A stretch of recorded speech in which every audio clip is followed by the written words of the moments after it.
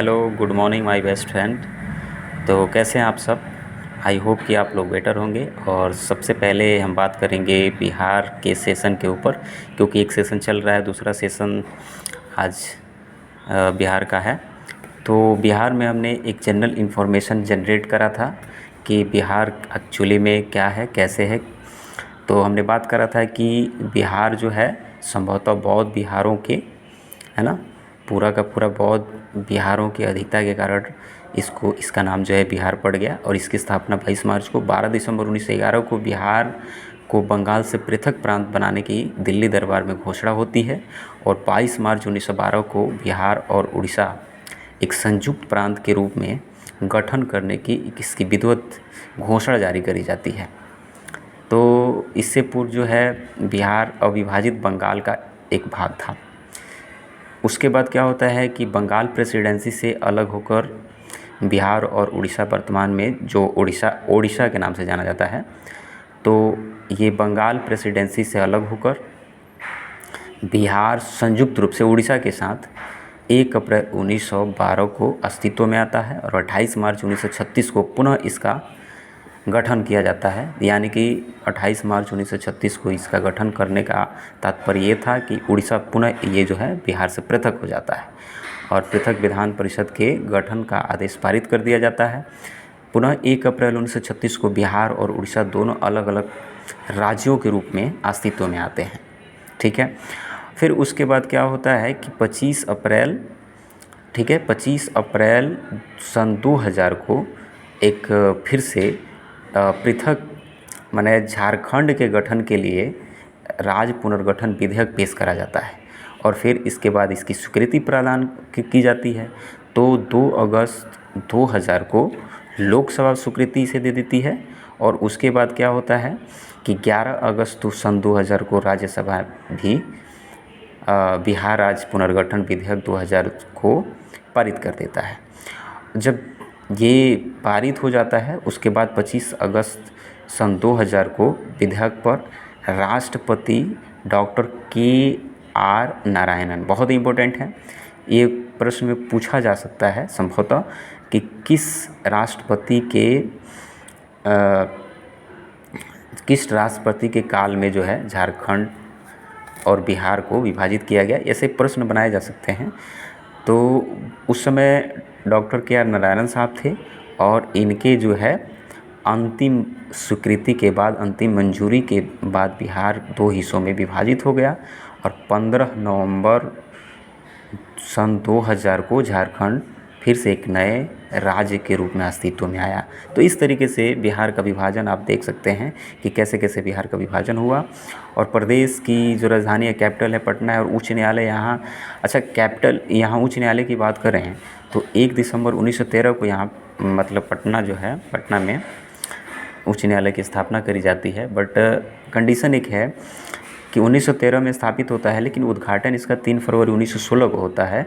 इसलिए जो है 1916 में ही इसका गठन माना जाता है, स्थापना माना जाता है। ठीक है। तो क्षेत्रफल की दृष्टि से राज्यों में क्रम जो है अभी के हिसाब से देखा जाए इसका तो 12वां है। और साथ ही साथ ये कश्मीर का जो पुनर्गठन होता है, पुनर्गठन के बाद से अब मतलब पहले तो 13वां स्थान था, जैसे जब कश्मीर नहीं बटा था तो पूरा का पूरा जो है भारत का ये 12वां राज्य के रूप में जो है सबसे बड़ा, क्षेत्रफल के हिसाब से सबसे बड़ा राज्य के रूप में अवस्थित है। और अभी जो है यहाँ जनसंख्या की दृष्टिकोण से देखा जाए तो तीसरा है 2011 की जनगणना के अनुसार। और भारत में इसका जो स्थान है जनघनत्व के हिसाब से देखा जाए तो जनघनत्व के हिसाब से प्रथम स्थान पर आता है ये। ठीक है। उसके बाद अगर बात करें राजकीय भाषा की, बात हमने करा था कि राजकीय भाषा, प्रथम राजकीय भाषा हिंदी है, दूसरा राजकीय भाषा उर्दू है। और यहाँ पीपल का वृक्ष जो है राजकीय वृक्ष है और राजकीय पुष्प गेंदा को लिया जाता है। और साथ ही साथ आप देख सकते हैं कि यहाँ जो राजकीय पशु है बैल को लिया जाता है। 2013 से पहले रीछ था। ठीक है, 2013 से पहले ये रीछ था। गौरैया जो है यहाँ की राजकीय पक्षी है और पहले नीलकंठ था यानी नक्ता। ठीक है। और भौगोलिक परिदृश्य भी हमने कुछ देखा था कि 24 इसका मतलब अक्षांशीय विस्तार और देशांतरीय विस्तार किस तरीके से है। तो अक्षांशीय विस्तार 24 20 10 से 27 31 15 उत्तरी अक्षांश में अवस्थित है, जबकि 83 19 50। अच्छा, ये जब हम बोल रहे हैं 83 19 50 तो इसका मतलब ये है कि 83 डिग्री 19 मिनट 50 सेकेंड से लेके 88 डिग्री 17 मिनट 40 सेकेंड पूर्वी देशांतर में स्थित है। एक बार मैं फिर रिकॉल कर दे रहा हूँ, 24 degree 20 minute 24 degree 20 minute 10 second से लेकर 27 डिग्री 31 मिनट 15 सेकेंड उत्तरी अक्षांश में अवस्थित है, जबकि ये 83 डिग्री 19 मिनट 50 सेकेंड से 88 डिग्री 17 मिनट 40 सेकेंड पूर्वी देशांतर में स्थित है। क्षेत्रफल 94,163 वर्ग किलोमीटर, जबकि उत्तर से दक्षिण की इसकी लंबाई जो है 345 किलोमीटर और पश्चिम से पूर्व या पूर्व से पश्चिम ले लीजिए 483 किलोमीटर इसकी लेंथ हो जाती है। अच्छा, 483 से एक बहुत इंपॉर्टेंट प्रश्न याद आप कर सकते हैं बिहार से रिलेटेड। महात्मा बुद्ध का जो महापरिनिर्वाण हुआ था 483 ईसा पूर्व में हुआ था, और 483 ईसा पूर्व में ही प्रथम बौद्ध संगीति का आयोजन कराया गया था। ठीक है, तो अब जो है शहरी क्षेत्रफल के हिसाब से अगर देखा जाए तो यहाँ बहुत कम है, शहरी क्षेत्रफल यहाँ बहुत ही कम है, 1095.49 वर्ग किलोमीटर है, और ग्रामीण क्षेत्रफल बहुत ज़्यादा है, यानी कि 92,25,7 यानी 92,257.51 वर्ग किलोमीटर है, और 173 फीट की समुद्र तल से इसकी ऊंचाई है। ठीक है, औसत वर्षा अगर 2019 के आंकड़ों के हिसाब से देखा जाए तो यहाँ 1205 mm बारिश रिकॉर्ड करा गया है। 2019 के हिसाब से देखा जाए तो 1194.7 mm बारिश रिकॉर्ड करा गया है, और फिलहाल जो है अभी 1205 mm बारिश रिकॉर्ड करा गया है। औसत वर्षा जो है यहाँ मतलब 52.5 मतलब प्रतिदिन के हिसाब से अगर देखा जाए तो यहाँ औसत वर्षा रिकॉर्ड करा गया है एक वर्ष में। तो फिर अब बात करते हैं कि यहाँ बिहार भारत के पूर्वी भाग में स्थित है, ये भी बहुत इम्पोर्टेंट है, और यह एक भू अवेष्टित मतलब लैंड लॉक स्टेट है। मतलब चारों ओर से आप इसके चारों ओर देख सकते हैं कि स्टेट ही स्टेट है, अंतर्राष्ट्रीय सीमा भी बनाता है। ये जो आप देख सकते हैं नेपाल से 729 किलोमीटर का जो क्षेत्र है ये नेपाल से सीमा बनाता है, 729 किलोमीटर का क्षेत्र है। तो ये एक्चुअली में अंतर्राष्ट्रीय सीमा भी बनाता है पश्चिम बंगाल और झारखंड, और उसके बाद उत्तर प्रदेश के साथ ये राष्ट्रीय सीमा बनाता है। प्रशासनिक दृष्टिकोण से अगर देखा जाए तो यहाँ प्रमंडलों की संख्या कुल जो है नेक्स्ट वीडियो में हम बहुत अच्छा से चर्चा करने वाले हैं कि प्रमंडल अलग से एक सेशन लेंगे कि कौन कौन प्रमंडल किस किस सेक्टर में आते हैं और उनमें कौन कौन से ज़िले आते हैं। फ़िलहाल हम एक ओवरव्यू ले रहे हैं। प्रमंडल 9 है पटना मगध, आप देख सकते हैं पटना मगध है ना। तो पटना ऐसे ही इनफॉर्मली हम नाम जान लेते हैं, पटना मगध सारण तिरहुत दरभंगा कोसी पूर्णिया और मुंगेर और भागलपुर। तो इस तरीके से कुल जो है 9 प्रमंडल यहाँ है। जिलों की संख्या 38 है और अनुमंडल 101 है। सामुदायिक विकास खंड यानी 534 है। पंचायतों की संख्या 8,406 है, ठीक है। और राजस्व ग्राम की संख्या 45,103 है, ठीक है। और 14 जो है नगरीय संकुल समूह है। नगर की बात करें तो 199 यहाँ नगर है कुल। पुलिस थाना की बात करें तो कुल 583 पुलिस थाना है। साथ ही साथ पुलिस ज़िला की अगर बात करें तो 44 पुलिस ज़िला है, 44 पुलिस ज़िला है। और उसके बाद जो है महानगर एक है, सिर्फ महानगर कितना है, एक ही है, एक। और महानगर एक होने कौन है, पटना है, ठीक है। विधानमंडल की अगर बात करते हैं तो विधानमंडल जो है इसका द्विसदनात्मक विधानमंडल है, हमने बात करा था। विधान परिषद और विधानमंडल दोनों यहाँ अवस्थित है। तो कुल मिला के यहाँ विधान सभा सीटों की संख्या की बात करी जाए 243 विधानसभा सीट है। और उसके बाद से 275 जो है यहाँ विधान परिषद है। लोकसभा सीटों की संख्या 40 है, जिसमें लोकसभा में हमने बताया था 6 रिजर्व लोकसभा सीटें हैं। तो 6 लोकसभा रिजर्व सीटें जो हैं वो उसके बाद हमने नेक्स्ट पहले वाली वीडियो में करा था, कहाँ कहाँ जो है गोपालगंज हाजीपुर समस्तीपुर, उसके बाद जमुई सासाराम, ठीक है। तो ये गया तो ये जो क्षेत्र है पूरा का पूरा रिजर्व कैटेगरी है। और लोकसभा में राज्यसभा सदस्यों की संख्या 16 है। और उसके बाद से विधानसभा अभी रिसेंटली शायद हो सकता है सीडीपीओ में, या फिर जो एग्ज़ाम हुआ था 66-7 बीपीएससी का, तो उसमें पूछ लिया गया था कि, मुझे लगता है सीडीपीओ में ही पूछा गया था कि विधानसभा में अनुसूचित जाति को आरक्षित सीटों की संख्या कितनी है, तो बहुत इंपॉर्टेंट हो जाता है। तो 38 है विधानसभा में। और अनुसूचित जनजाति की जो आरक्षित सीटें हैं 2 हैं, कटिहार और मनेरी।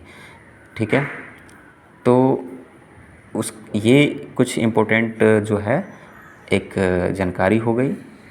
और इसके बाद से हम जो है बात कर लेंगे अगले जो सेशन में इसकी जनसंख्या जो है स्पेशल एक वीडियो रहेगा जनसंख्या के ऊपर, कि जनसंख्या किस ज़िले में कितनी लिंगानुपात है और किस ज़िले में कितने साक्षरता दर है। और भारत में इसका जो है मतलब कंपैरिजन करके भारत से कंपैरिजन करा जाएगा कि भारत के हिसाब से ये कहाँ लाई करता है। तो वीडियो आपको अच्छी लगी हो, आई होप वीडियो आपको अच्छी लगी हो ये इन्फॉर्मेशन, तो आप प्लीज़ इसे लाइक कीजिएगा। नेक्स्ट जो हम सेशन अभी लेने वाले हैं इसी पे, तो आगे की हम बात करने वाले हैं कि इसमें जो है बिहार के नेक्स्ट सेशन पर हम बात करने वाले हैं। कौन सा सेक्टर था? हाँ, बिहार का जो नेक्स्ट सेशन होगा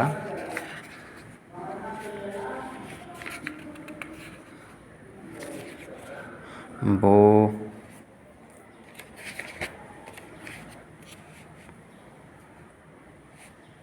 ये तो मैक्सिमम हो ही गया है लगभग। हाँ, आज हम बात कर लेते हैं शिक्षा व्यवस्था में थोड़े से कुछ पॉइंट्स को ऐड कर लेते हैं। कहाँ गया शिक्षा व्यवस्था? देखिए, शिक्षा व्यवस्था में केंद्रीय विद्यालयों की संख्या जो है 4 है। केंद्रीय विद्यालय की संख्या 4 है। और ये कौन कौन है? पटना, मोतिहारी, गया, समस्तीपुर। अंतर्राष्ट्रीय विश्वविद्यालयों की संख्या 1 है। ठीक है, अंतर्राष्ट्रीय विश्वविद्यालय की संख्या 1 है। और अंतर्राष्ट्रीय विश्वविद्यालय कौन है? तो नालंदा अंतर्राष्ट्रीय विश्वविद्यालय राजगीर में। राज्य में कुल विश्वविद्यालयों की संख्या 33 है।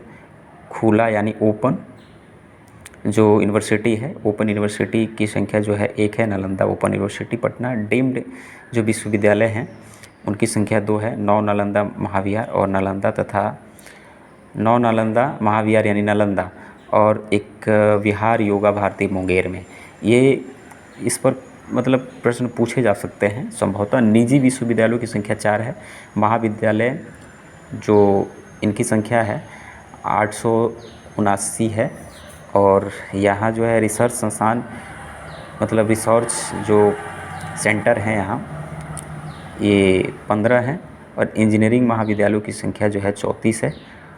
पॉलिटेक्निक कॉलेज की संख्या 54 है। चिकित्सा महाविद्यालयों की संख्या 19 है, जिसमें सरकारी 9 सरकारी, 3 निजी, 2 स्वायत्त है। प्राथमिक विद्यालय आप देख सकते हैं 42,932 और उच्च प्राथमिक विद्यालय जो है 31,074 है। ये इम्पोर्टेंट जानकारी है। अब देखिए, इससे अंदाज़ा भी लग सकता है बिहार की शिक्षा व्यवस्था में बहुत ही बड़े पैमाने पर कमी है। तो एक्चुअली गवर्नमेंट तो फोकस करती है, बट जितनी अपेक्षा है और जितनी ज़रूरत है इस शिक्षा व्यवस्था को दुरुस्त करने की, शायद उतना नहीं हो पाता है। और आने वाले टाइम में जो है बहुत ही इम्प्रूवमेंट की ज़रूरत पड़ेगी, क्योंकि बिहार एक ही चीज़ में नहीं बल्कि बहुत सारी चीज़ों में एक तरीके से इसका रैंक ये इंडिकेट करता है कि बहुत तरह की चीज़ों में पिछड़ा हुआ है। और जिस स्टेट का शिक्षा व्यवस्था दुरुस्त नहीं हो, उससे अंदाज़ा लग सकता है कि वहाँ डेवलपमेंट के जो कार्य होंगे वो न के बराबर होंगे। मतलब कि एक तरीके से जो इंटेलेक्चुअल पर्सन होंगे उनका ब्रेन ड्रेन होगा, वो यहाँ अपने स्टेट में रह के काम करना शायद पॉसिबल नहीं मान पाएंगे, इसलिए कि उनको जो जो उनकी एबिलिटी है उसके अकॉर्डिंग उनको यहाँ सुविधाएं उपलब्ध नहीं हो पाएंगी। और तो हमें चाहिए क्या कि राजनीतिक इच्छा शक्ति को बेहतर करा जाए। जो भी हमारे लीडरशिप हैं, जो भी सरकारें आती हैं, उनको चाहिए कि इस पर फोकस बेस्ड होकर काम करा जाए। जैसे कि रोल मॉडल के रूप में दिल्ली गवर्नमेंट अभी जिस तरीके से काम कर रही है उस तरीके से इस पे करा जाए तो शायद इम्प्रूवमेंट होगा। हालांकि पिछले कुछ वर्षों में देखा जाए तो काफ़ी बहुत बड़े पैमाने पे इम्प्रूवमेंट भी देखने को मिला है। जैसे कि बिहार में अभी एक हालिया डाटा के हिसाब से देखा जाए तो इसमें नामांकन में, मतलब बच्चों के नामांकन में अव्वल है बिहार। सबसे अधिक नामांकन जो है बिहार में हुई है बच्चों की। तो इस तरीके से ये शिक्षा व्यवस्था भी दुरुस्त है यहाँ की। तो अब इसका मतलब उतना भी दुरुस्त नहीं है, मतलब पिछले कुछ सालों में अगर देखा जाए तो इम्प्रूवमेंट काफ़ी देखने को मिला है। और आई होप कि नेक्स्ट टाइम जो भी सरकारें आएंगी, अब एक प्रतियोगिता यहाँ तो ज़रूर ही देखने को मिलेगा और उनसे पिछले सरकार से बेहतर कुछ करने की ज़रूर सोचेंगी। तो अभी जो है हम फ़िलहाल एक और सेक्शन पे ले लेते हैं जो यहाँ विविध मिसलेनियस है। मतलब यहाँ कुछ फेमस पर्सनालिटीज़ हैं और इंटेलेक्चुअल पर्सनालिटी जिनको कहना ज़्यादा अच्छा होगा।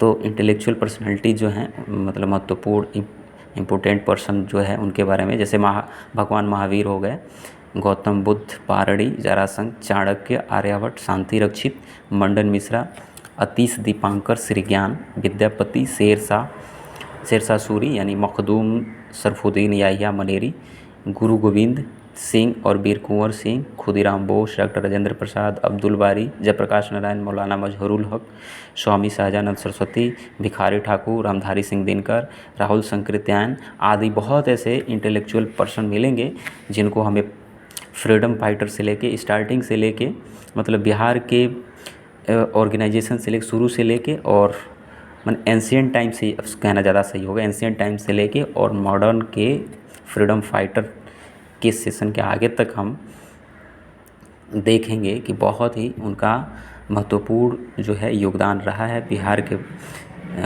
बिल्ड करने में। तो उसके बाद से और एक एक करके इनको पढ़ने को भी मिलेगा। तो प्रमुख धार्मिक केंद्र जो है बोध गया है और गया है, वैशाली है, पावापुरी, पटना, मनेर, ये किसी न सभी जो स्थल हैं एक तरीके से बहुत ही महत्वपूर्ण धार्मिक केंद्र हैं, क्योंकि यहाँ बहुत ही ये कह लीजिए कि महत्वपूर्ण एक व्यक्तित्व का जन्म हुआ है और साथ ही साथ व्यक्तित्व से जुड़ा स्थल है, तो इसलिए महत्वपूर्ण हो जाता है। बोध गया, वैशाली, पावापुरी, पटना, मनेर, फुलवारी शरीफ, बहुत और भी मिलेंगे। प्रमुख पर्यटन केंद्र जो है बोध गया, वैशाली, पावापुरी, पटना, ये पर्यटन केंद्र के रूप में भी आते हैं। राजगीर, बिहार शरीफ, सुल्तानगंज आदि। वर्ष 2015-14 में कुल पर्यटकों की संख्या जो है 28.95 लाख, यानी कि आप देख सकते हैं 9,23,000, इकाई, दहाई, सैकड़ा, हज़ार, 10,000, लाख, तो 9,23,000 विदेशी यात्री यहाँ आए थे घूमने के लिए। और जाहिर सी बात है जितना विदेशी पर्यटक हमारे यहाँ आएंगे, हमारा जो कोष है, राजकोषीय कोष स्ट्रॉन्ग होगा और ऐसा होना भी चाहिए। तो प्रमुख लोक नाट्य जो है इसके बारे में बात करते हैं। लोक नाट्य डोमकच, विदेशिया, समा चकेवा, जाट जाटिंग और कीर्तनिया, ये बहुत इम्पोर्टेंट है, इसे पूछा जाता है। प्रमुख लोक नृत्य जो है घटकोड़वा, जोगीड़ा, झिझिया, पवड़िया, झरनी, धोबिया, झूमर, विद्यापति नृत्य और लौंडा नृत्य। तो ये प्रमुख नृत्य है, यहाँ के नाच है और ये लोक नाट्य है, ठीक है। तो प्रमुख लोकगीत की बात करें तो संस्कार गीत, पर्वगीत, ऋतुगीत, मंत्रगीत, लीला गीत आदि ये सब लोकगीत में आते हैं। और प्रमुख चित्रकला शैली की बात करें तो पाल शैली हो गया, पटना कलम हो गया, मधुबनी पेंटिंग, मिथिला पेंटिंग, मंजूषा शैली, ये सब चित्रकला शैली है। प्रमुख जनजातियाँ अगर बात करें तो गोंड, संथाल, गौड़, भेड़िया, मुंडा राष्ट्रीय पार्क, वाल्मीकि राष्ट्रीय उद्यान, ये बीपीएससी में पूछा भी गया था, तो एक ही है। और प्रमुख अभयारण्य जो है भीम बांध अभयारण्य, राजगीर अभयारण्य, विक्रमशिला गंगा डॉल्फिन अभयारण्य, गौतम बुद्ध अभयारण्य, परमार डॉल्फिन अभयारण्य, कैमूर अभयारण्य, उदयपुर अभयारण्य, तो ये सब अभयारण्य है। और पक्षी विहार, प्रमुख पक्षी विहार तो कांवर झील पक्षी विहार जो बेगूसराय में है, गोगाबिल पक्षी विहार और नकटी पक्षी विहार है ना, सरियामान पक्षी विहार, सुहिया पक्षी विहार, कुकेश्वर स्थान पक्षी विहार, बक्सर पक्षी विहार, प्रमुख जैविक उद्यान यानी संजय गांधी जैविक उद्यान, उसके बाद हरियाबारा हिरण पार्क। नदियों की बात करें तो यहाँ नदियाँ गंगा, सरयू, गंडक, बूढ़ी गंडक, बागमती, कोसी, सोन, कमला बलान, महानंदा, फल्गु, कर्मनाशा आदि यहाँ नदियाँ जो है बहती है। प्रमुख जलप्रपात ककोलत, दुर्गावती, सुखलहरी, तमसील, धुआं कुंड, ये सभी जो है जलप्रपात है यहाँ के। गर्म जलप्रपात की बात करें, जलप्रपात नहीं, झरना और कुंड की बात करें तो सतधरवा झरना, ब्रह्म कुंड, सूर्य कुंड, मखदूम कुंड, मानक कुंड, गोमुख कुंड, राजगीर में ये स्थित है, ये गोमुख कुंड, लक्ष्मण कुंड, रामेश्वर कुंड, सीता कुंड, ऋषि कुंड जो मुंगेर में है। विश्व धरोहर की अगर बात करें तो गया का महाबोधि मंदिर जो है विश्व धरोहर में शामिल है, प्राचीन नालंदा महाविद्यालय के अवशेष। राजकीय मेगा दिवस की हमने बात करें तो 3 दिसंबर को मनाया जाता है और छठ महापर्व यहाँ छठ जो है महापर्व के रूप में माना जाता है। समोच्च शिखर 874 मीटर सोमेश्वर की श्रेणी और बिहार का शोक, कोसी नदी। तो ये कुछ प्रमुख जानकारियाँ हो गई। कल हम इतिहास से इसके शुरू करेंगे, इतिहास वाला सेशन होगा। इतिहास से लेके प्रत्येक सेक्शन की बात करेंगे और हम कोशिश करेंगे कि उन टॉपिक्स पे ही ज़्यादा से ज़्यादा चर्चा किया जाए, जिससे हूबहू या एकदम डायरेक्ट उसी से क्वेश्चन आते हैं, तो उसी टॉपिक पे हम लोग बात करने वाले हैं। तो आई होप कि आपको पसंद आया होगा, तो लाइक ज़रूर कीजिए और इसको स्प्रेड करिए, प्लीज़ फैलाइए, सब्सक्राइब कर दीजिएगा। Thank you.